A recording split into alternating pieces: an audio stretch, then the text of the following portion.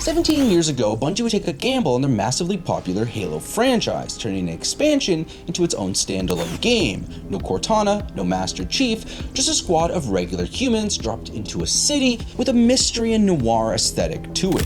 This is Halo 3 ODST, released in 2009, and a game a lot of you asked me to cover after the Halo 3 video. I've long considered this one of my favorite expansions to the main Halo series. It was quick, it was noir, it was human in a world that sometimes feels detached from that component, and as a kid it was the perfect length to both blow me away and hold my attention. It came packed with a Halo 3 multiplayer disc if for some reason you missed out on it, and Halo's interpretation of the rising trend towards wave defense. But the real question for me as I come back to this is, why was this so stylistically different than what Halo was known for? Because the more I think about it, the more I realize that what Bungie pulled off here is the ballsiest venture away from their tried and true formula, and something frankly that wouldn't get greenlit in this modern landscape of studio closures. Now follow me as I hop back into Halo 3 ODST to see, was this all nostalgia, or was this something truly great?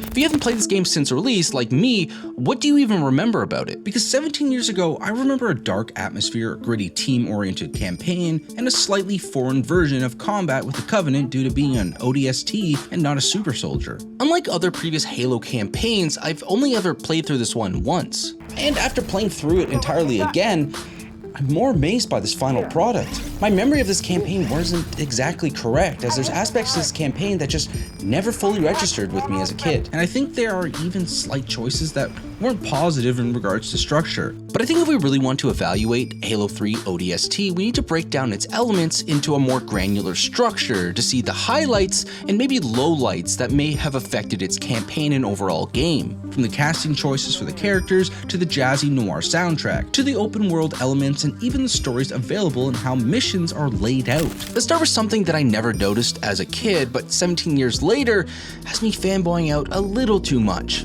the casting.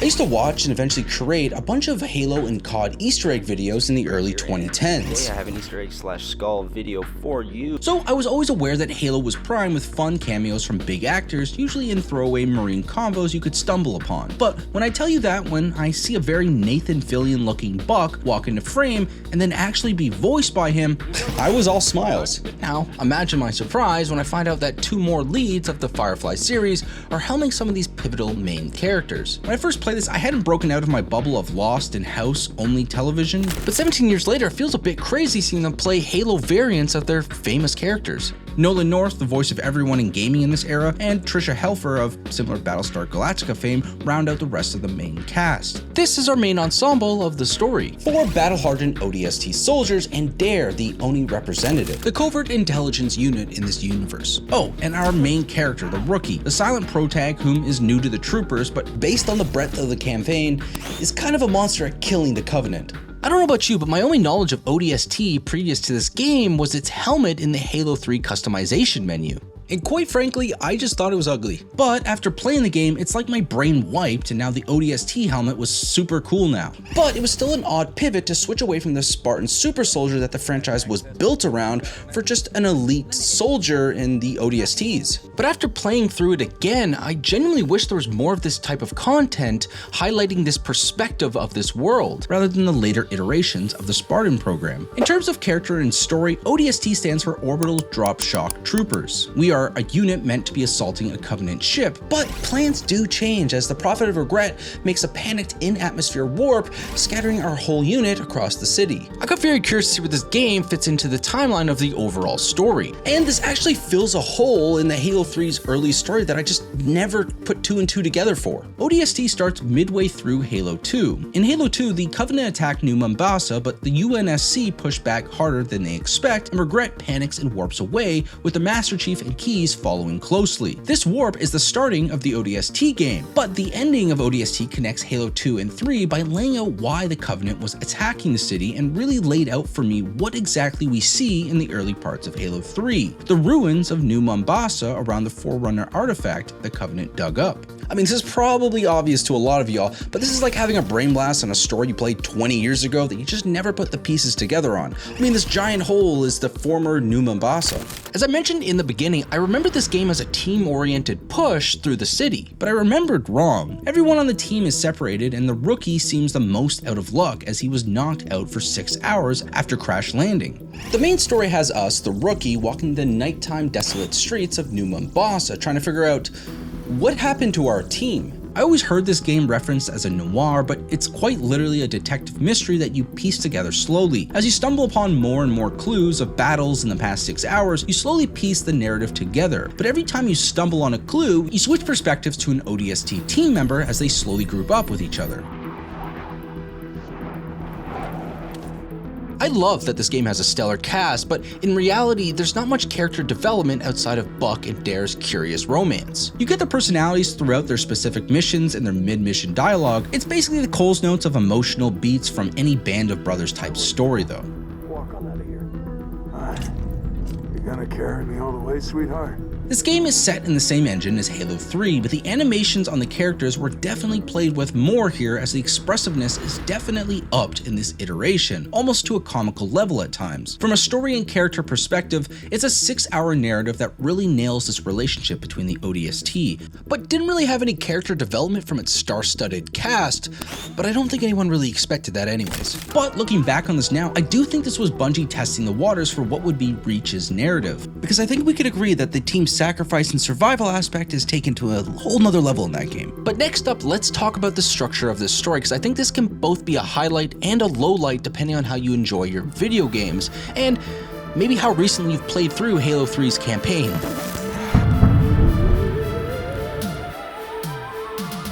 So ODST's story is essentially two different games, the Rookie's open world hub and the flashback missions as your squad mates. Both are distinctly different and both have aggravating features accompanying them. The main bulk of the campaign will be in the shoes of the Rookie. We get a few of the streets to explore to start, but as we complete objectives, we have more choice and free will on which point of interest to visit next. Meaning, memories can actually be played out of chronological order. The aesthetic and atmosphere is just so eerie with car alarms and destroyed city structures ringing out into this almost silent cityscape night. And throughout this experience, you get this eerie jazz soundtrack that never stays long enough. Now, I found that the issues don't really emerge unless you start exploring thoroughly. And this is a linear shooter, so why would you explore? Well, the Mombasa Street section of the game has 3 stories available to interact with, one being the main story and 2 others being completely optional. On my first playthrough, I must have just never clued into this, as I went back to check the achievements and I didn't see anything notable to suggest I pursue the story at all. But as you walk around, you'll hear and see the technology around you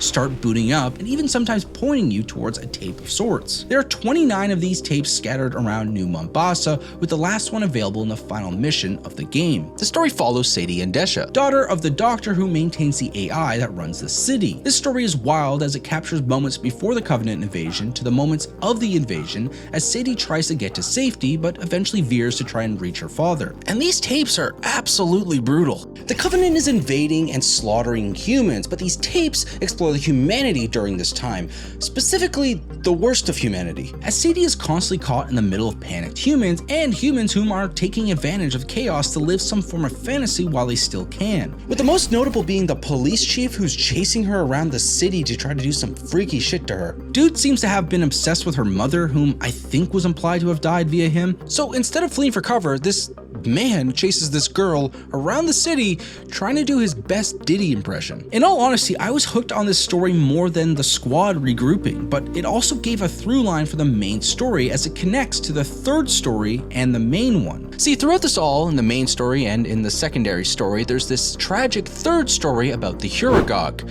I probably butchered that name, so let's just call it the engineer like they do in the game. They're this highly intelligent alien race that the Covenant have forced into submission as their fixers and shields. But if they ever get loose, they are equipped with bombs that will detonate and destroy them. As you push the Sadie tapes further, you learn that they are a peaceful race subjected to torture for the sake of the Covenant. So they go from this really annoying mob to kill because they give all their allies this replenishing overshield to something more tragic. Eventually, these all merge together as the AI merges with the engineer, and it's your goal to evac them to safety as the final mission. Because not only is it this super AI, but now it's the super intelligence that has all of the Covenant's war secrets. Now, the negative emerges, because if you decide to not go from ping to ping, but to actually explore the open world, you start to see its seams, how lifeless the world actually is. Because eventually you learn to know what the interesting points in the world look and sound like, and most of the city isn't that. The seams only really show when you start backtracking to alleys you don't know if you've checked, or maybe you've missed a certain door. Mobs respawn via dropships or simulated patrols, it seems, and as much as these mobs were a joke in Halo 3's campaign, nearly every mob has an overshield of some form, which means the overabundance of the newly added silenced SMG and silenced pistol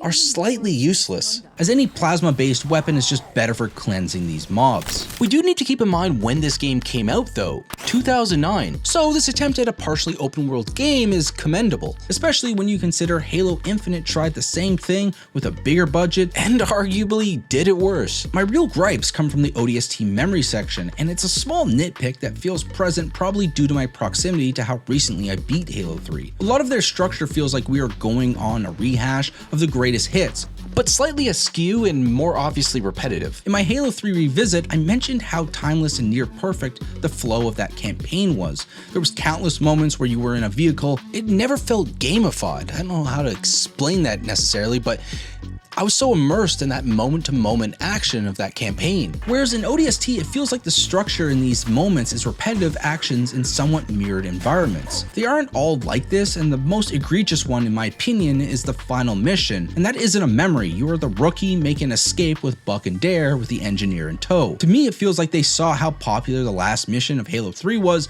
and wanted a rerun. This is also the first time the soundtrack has anything akin to the epic orchestral thrum that was ever present in Halo 3. In concept, the mission is actually pretty cool. Dare and the engineer are in some sort of battering ram vehicle, and Buck and the rookie are managing a warthog and defending said battering ram. The issue is the highway is section by section, with the next only opening once Dare catches up. So it's constantly floor it, then wait. And each new tract of roadway has an increased level of arms in the enemy. Grunts, then grunts and brutes, then grunts and brutes and ghosts, all the way up until you're fighting a scarab. I want to make it clear because I think my opinion sometimes gets lost when I'm trying to break down these games in these videos. I'm not saying this is bad. This is a video game design at a basic level, and this was released in 2009. If anything, I'm unfairly comparing it to a near perfect campaign. I do really like some of these campaign missions. Some add some fun dynamics, like the bridge bomb section was a fun element of tactfully falling back, or even the rooftop standoff with rocket launchers. All very fun. It's just you can see the game aspects through them,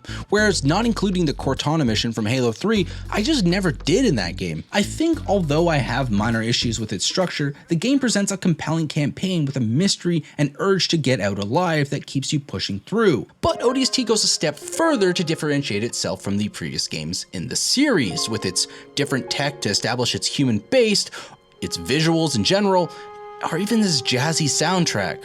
Let's talk about the aesthetics now.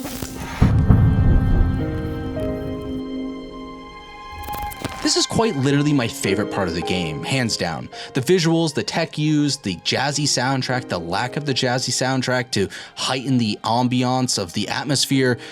It's truly cinematic. As I mentioned, the combat is different, but so is the tech. We have the visor, which has tape access, the overworld map, and mission details. But with this, you also have the visor scan ability. Don't use this during the day, but during Mombasa street night sections, it's my go-to. Now, there is a beautiful dark noir aesthetic to everything. They've even spread Vaseline on the lens to give that smudgy look. It really pairs well with the jazz. But it's just so dark that I'm in visor mode probably 75% of the time. Hey, I would leave the visor mode here and there so I could feel the aesthetic that they wanted me to feel in this story, in this campaign.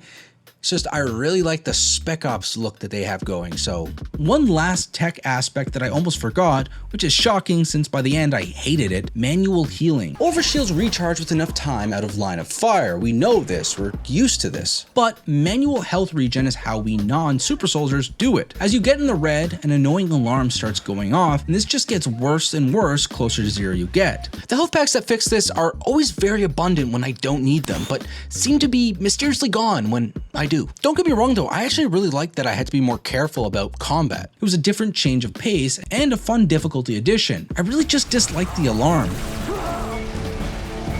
I think this game nails the aesthetic and feel that they were going for in this Spec Ops noir interpretation on this world. We're playing as humans, not super soldiers anymore, so the tech, the focus on health, and small things like open world map and visor really differentiate itself from the main games. But if we're going to make a nod to the visuals and the tech used, it would be a grand disservice to not mention the eerie, jazzy soundtrack that comes with this. Martin O'Donnell definitely went with the whole, we've done Halo already, but let's do something different. And what we got was eerie jazz. I think what's the most notable though is that it differentiates itself so much from the traditional Halo epic orchestral thrums that we're used to in the series.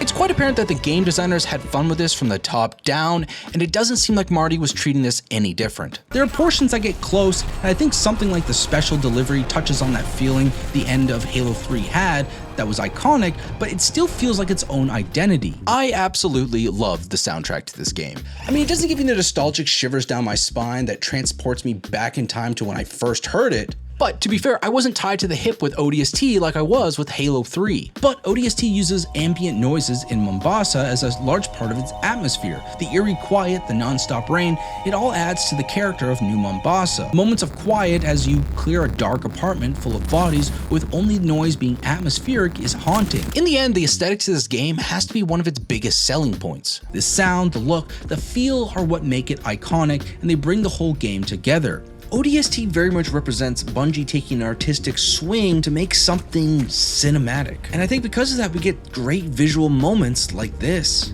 And ODST didn't stop there. Bungie saw the rise of horde modes in the mid-2000s, and whilst offering Halo 3 multiplayer with each purchase of the game, they also added their own take on it, the now iconic Firefight mode. At the end of the 2000s, a craze for horde modes and wave defense games was on the rise. Gears' horde mode, Left 4 Dead, World at War Zombies, and then Halo with their most experimental game yet, ODST, drops Firefight with it. Now the creators actually point towards co-op campaign competitions between friends with the score enabled as the real inspiration for this. But regardless, their interpretation of the wave defense survival mode was somewhat successful. It might not be the most shocking to hear as the top 10 worst gamers of all time that I didn't have that much experience in Firefight. Wave defenses have never really been my strong suit. Now this is probably why I didn't play the genre in general, but this wasn't why I didn't play ODST's variation of it. In ODST, if my recollection is correct, there was no matchmaking for lobbies for Firefight. This meant I needed to either play solo or have friends opt to play this mode over Halo 3's multiplayer. Now, if you saw the Halo 3 video, you would know that this wasn't really a question. Here's the thing, I knew this was going to be a sore part of the video. Firefight is a core part of the ODST package, and I don't really recall it. So I was gonna load up a few games with some friends who played Halo 3 with me for my video. You won't believe this. 17 years later, I couldn't find anyone to hop on and play with me. Eventually I said fuck it, Master Chief Collection matchmaking it is, and after waiting a stupid amount of time, I got in. But wow, I don't know if ODST always had these variants. I'm presuming these are Master Chief Collection exclusives, but some of these variants are a lot of fun. My very first match, it was just Gravity Hammer and swords with randomized skulls enabled. This ramps up in difficulty as you get worse skulls stacked together, and there's a bonus mode where every skull is enabled and there are no respawns for Giga Score multipliers. The game variant was getting a little dry near the end of the allotted time, but I hopped back into matchmaking excited and ready to play. But then I saw the darker side of matchmaking on this. For the first 5 minutes of the round, some dickhead was just shooting us with a sniper. Now you might be wondering, why would this be more annoying than a regular Halo game? Well, informed viewer. In ODST, soldiers don't regen base health, and that is limited. Eventually he got booted, and it genuinely became quite fun slaying these Flood. It got quite tight in some situations, but we made it out in the end. Eventually I did get tired of the long matchmaking wait times on the Master Chief Collection, so I hopped into Custom Lobby Finder, and this is genuinely the only way you should be playing this. You load into a server with up to 8 others, no waiting, and it's just pure Covenant carnage. At this point, I spent a couple of hours in Firefight, and this genuinely may be the only wave defense experience I've ever enjoyed. Reminder, this wasn't available on Halo 3 ODST. This is a feature of Master Chief Collection to allow me to even matchmake and play these different variants. Regardless, I'm shocked how fun this game mode actually is. I was expecting to come in and be a Debbie Downer and get roasted in the comments. It was actually a great time and really rounded out my experience with ODST as a whole. So let's quickly talk about it from a macro perspective now.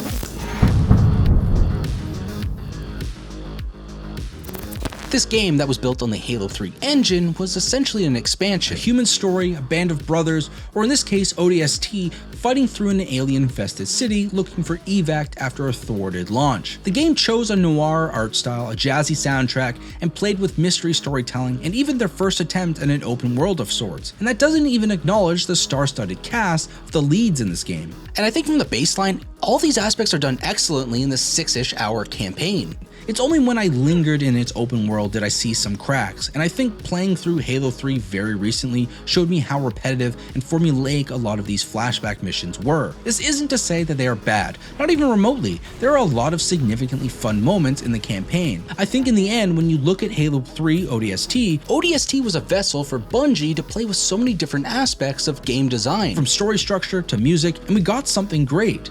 It provided a testing ground for a lot of things that probably set the groundwork for how they would tackle their follow-up and last outing with the franchise, Reach. I think if we look back at this game, it was truly an amazement that this game was even greenlit. In this modern era of games being released for 2 weeks and then 5 studios related to it all getting shuttered, ODST is an impossibility for a big studio, but I'm happy to have played and experienced it, and unfortunately still yearn for some sort of justified follow-up from this perspective. but let's be honest, I don't think it would ever get the justice it deserved. Thanks for watching. If you enjoy this, a like or hype goes a long way with the YouTube algorithm gods. I don't imagine ODST is going to fare as well as Halo 3, but if I see enough people talking about it, I'll consider making a Reach follow-up video in about a month or so, depending. So let me know in the comments if that's of interest. Or subscribe or consider becoming a member for early access to my next video. Titanfall 2. This game came up countless times in the comments of my Halo 3 video, and surprise, surprise, I've never played it. So I'm going to look to change that and see how great this game is. My name is EasyBreak. Toodaloo.